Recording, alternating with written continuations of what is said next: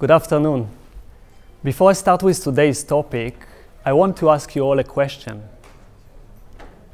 Do you remember the last time your electricity went off?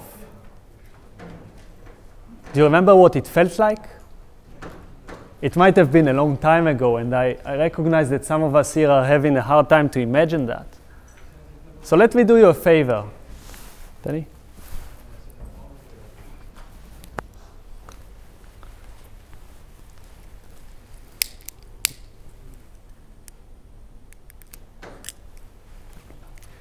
That's what it feels like. Do you stop walking when it gets dark? Can you make a living without electricity? Do you want your children to do their homework with this light?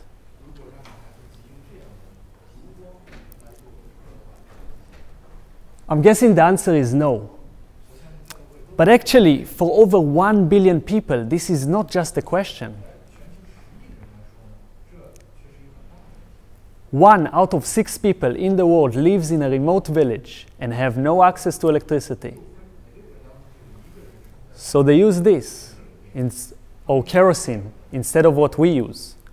But the interesting thing is that they are paying for light much more than we are.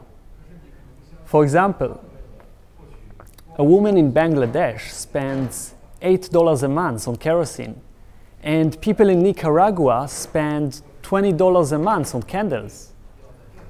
Do your calculation. You're spending less than $2 a month for using your light bulb. And by the way, the initial cost of that light bulb is included.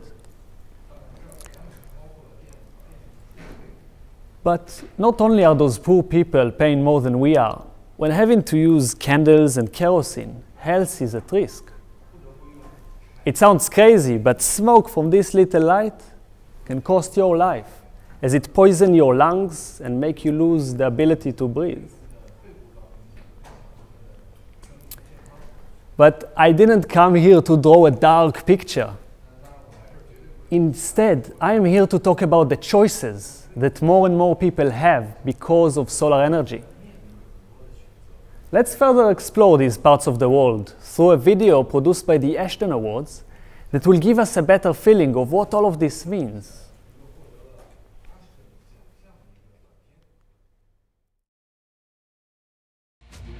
Jutting out on the southern shore of Lake Victoria, Bismarck's rocks are a landmark for Mwanza, the second largest city in Tanzania. Beyond the bustling commercial centre, the roads deteriorate and other services diminish. Most communities have no electricity, but Zara Solar, a family business, is helping to lighten the dark.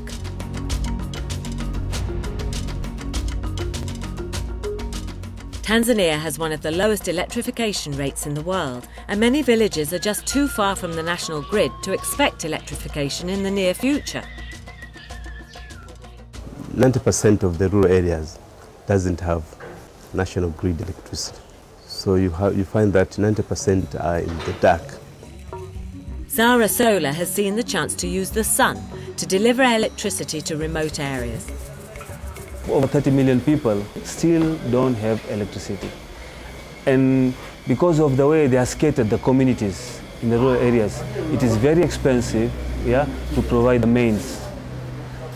So solar becomes the only option we have sanctioned throughout the year. Kerosene lanterns are most common in rural areas, but for poor families they are not only expensive, but a hazard to health and safety.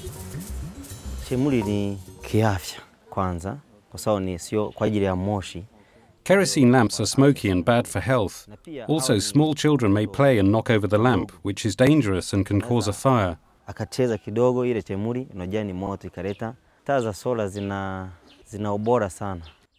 Solar light is excellent. There are no health problems.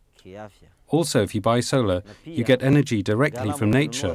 We don't have to pay electricity bills every day.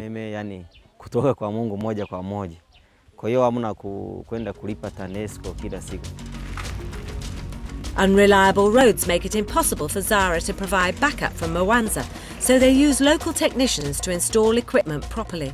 Solar technology is very simple, but there are very minute things that needs to be taken care of.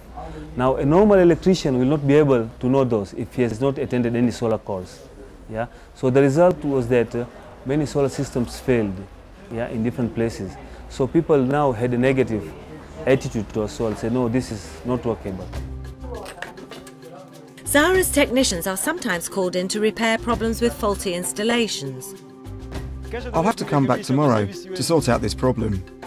We have a network of technicians who are scattered in almost all the districts in Mwanza region, and now we have gone beyond to other regions also. In that way, a customer who walks in here and buy anything, he doesn't have to take my technician for the installation. So I just connect him with one of the technicians who is near to his place, and the installation cost becomes lower. So anyone now who wants to buy a solar system, they will try first to contact him, and then he refers them to me. So in that way, I scratch their back, yeah, they scratch mine. Yeah. Juu kuna solar panel. Above is the solar panel. The electricity travels down to the charge controller. Inaleta kwenye charge control.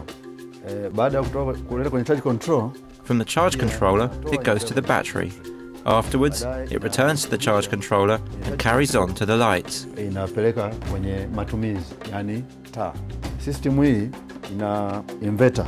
This system has an inverter for changing direct current 12 volts to 220 volts to charge a phone or using a television. Au kwa mtumiaji wa television. Thanks to his brigade of trained effective technicians and quality equipment, Mohammed has made Zara a real success. When we started Zara Solar, the first month we did sales of around $200 US. Now, it's almost 2 years. We have almost reached $60,000 US per month. My main concern here is to make profit. Initially, when I started, I never realized that I'm doing something better for the community. But now, after I see, it is also a source of income generating. It is making somebody be able to live. Before I had solar, I used a generator. The problem with the generator is that it would keep breaking down and many fish would die. For this business, solar is vital as it never cuts out. When I started my solar business, I never dreamed that one day somebody will recognize my work and appreciate and honor me for that. So being a finalist, whether I win or I don't win, yeah, it's something else. But just going to London and participating in this award ceremony, it's a big thing. I can say it's a lifetime achievement to me. Welcome back, and I hope you enjoyed the trip in Tanzania. We saw the possibilities that come with solar energy and how it improves the life of the locals. Solar energy is the least cost solution for people whose village is not connected with power lines. The World Bank recognized that 15 years ago. I mean, think about it. Let's say the country gets the money to build a cheap coal plant, but it's very expensive to extend power lines to each family in remote areas. Centralized power is not the solution. Some may suggest small diesel generators, but that's not so good because the price of diesel is volatile and you have to supply it somehow. Hydropower is not always a possibility unless you have a river, of course. And what else is available? Did someone say energy from waste? I don't know if it's a good idea. I mean, even if you get an elephant to dump in your backyard, that's still not enough.